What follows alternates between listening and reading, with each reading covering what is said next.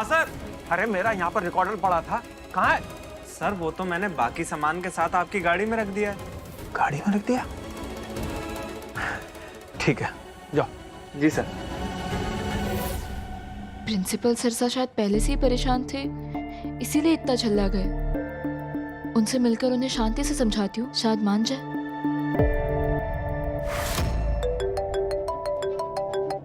Hello madam, recorder मिल गया है, वो मेरी कार में है।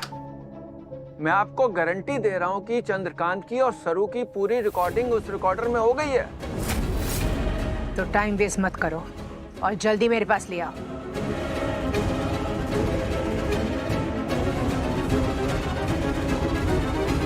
इसका मतलब मारी और चंद्रकांत सा के कैबिन वाली बात रिकॉर्ड हो गई है।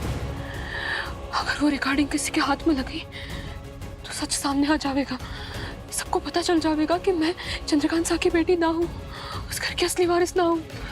और फिर दादी सा की तबीयत, ना सब कुछ बर्बाद हो जाएगा। मैं ये होने ना दे सकूं। क्या करूं?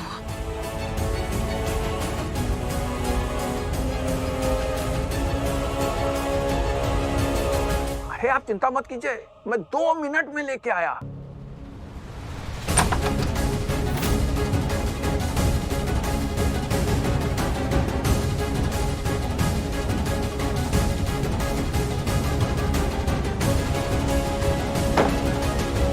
अरे मोहन,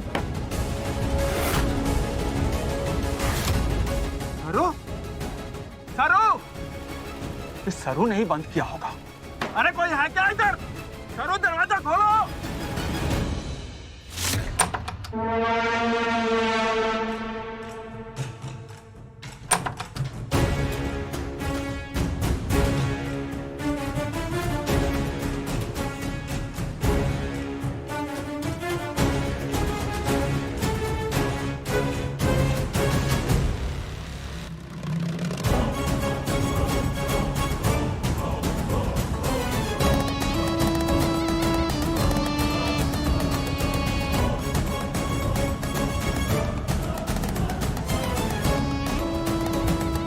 चंद्रकांत पक्का सरू को लेकर कुछ छुपा रहा है। उसके फोन से कुछ तो क्लू मिलेगा।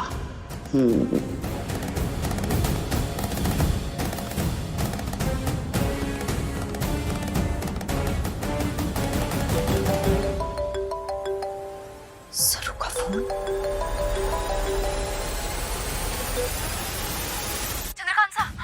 चंद्रकांत सा एक बहुत बड़ी गड़बड़ हो गई है। हमने उस दिन प्रिंसिपल सर के कैबिन में जो बात की थी ना, वो पूरी की पूरी बात रिकॉर्ड हो गई है। और कामिनी जी भी अठई है। अगर उनके हाथ में वो रिकॉर्डिंग लग गई ना, तो हमारा भांडा फूट जाएगा और उन्हें पता चल जाएगा कि मैं आपकी असली बेटी ना हूँ।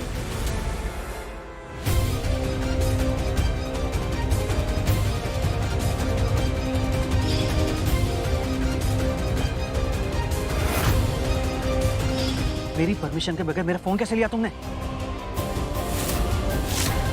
तो जाओ यहां से, लीव। सरू का फोन उठाने पे ये इतना क्यों पड़ा गया चंद्रकांत? ये दोनों जरूर कुछ छुपा रहे हैं। कुछ तो है।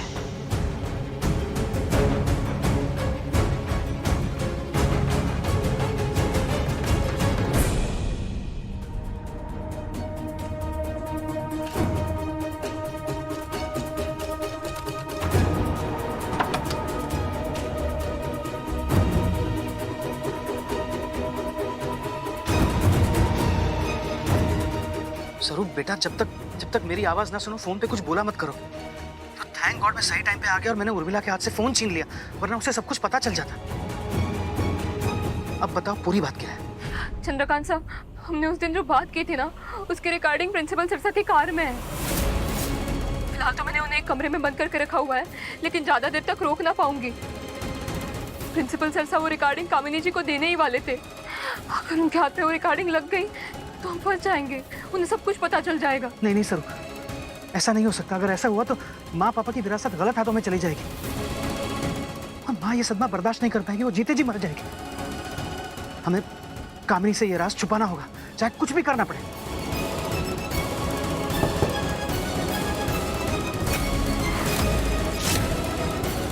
मोहन, कहाँ मर गया ये?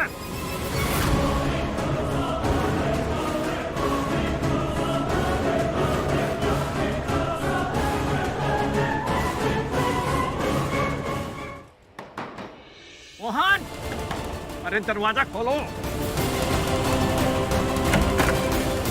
प्रिंसिपल साहब, प्रिंसिपल साहब आप यहाँ कैसे? अरे सरू ने बाहर से बंद कर दिया। पर वो ऐसा क्यों करेगी? वो बदला ले रही है क्योंकि मैंने उसे मन मर्जी नहीं करने दी ना, इसलिए। मैं भी देखता हूँ उसको। हटो। प्रिंसिपल साहब, सरू कभी भी ऐसा नहीं कर सकती। फिर क्या गलत फहमी?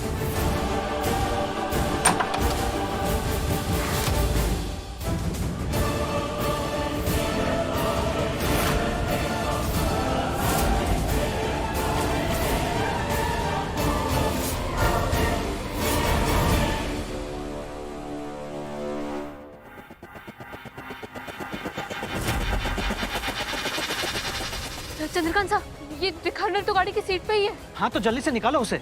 लेकिन बिना गाड़ी की चाबी हम दरवाजा कैसे खोलेंगे? सरू कुछ भी करो, किसी भी तरह से उसे निकालो। वो रिकॉर्डिंग कामिनी जी के हाथ नहीं लगना चाहिए। कुछ भी करो, साम दाम दंड भेद, लेकिन उसे उसे प्लीज निकालो। अच्छा अच्छा ठीक है, मैं कुछ करती हूँ।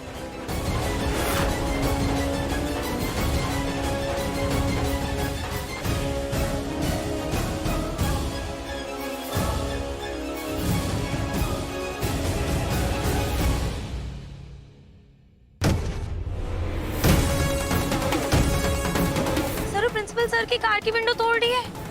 Wow, that is so dairying.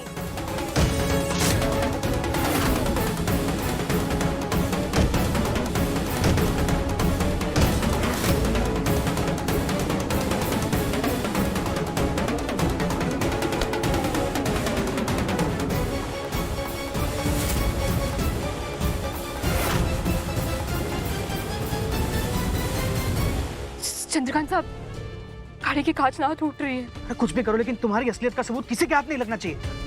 कुछ भी कुछ समझ ही ना आ रहा है। सरू सरू सरू, रुको रुको, डोंट पैनिक। मेरी बात ध्यान से सुनो। आसपास देखो, कुछ दिख रहा है क्या?